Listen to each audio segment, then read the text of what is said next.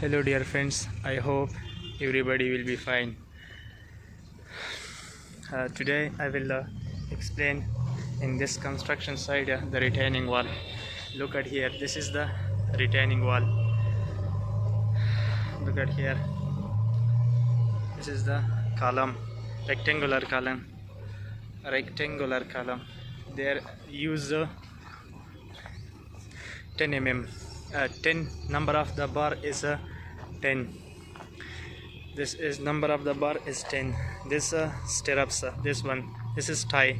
This one is in beam is called stirrups, in column is called this one ties.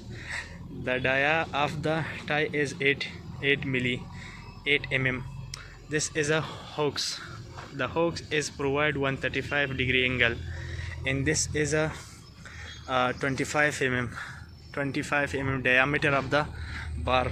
There use a 10 number of the steel bar in this column. This is the rectangular column. This one in the clear cover of the column should be this one, outer to outer surface. Look at here, is called a clear cover of concrete, should be 40 mm. We should not use less than 40 mm. Look at dear friends, here in this construction site we should also use a binding wire clearly. Look at here, this is a construction ground floor.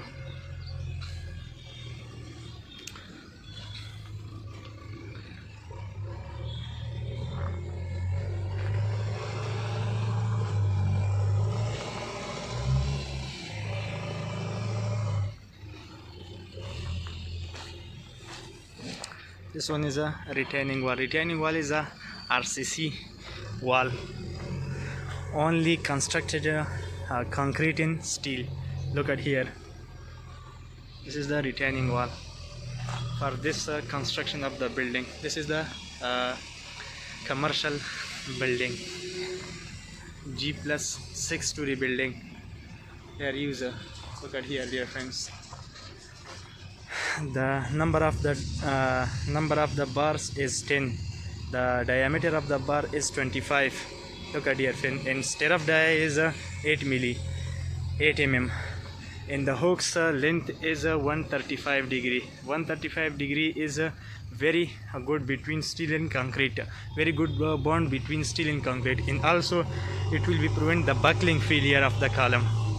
And also why we are provide this tie in column, because it will be hold longitudinal bar. Longitudinal bar is this one. This is the longitudinal bar, this one, to hold the longitudinal bar, and also to resist the earthquake or seismic load, and also wind load, and also we provide the tie to keep the longitudinal bar in own position. That's why we are provide ties. Look at dear friends, this is the construction site.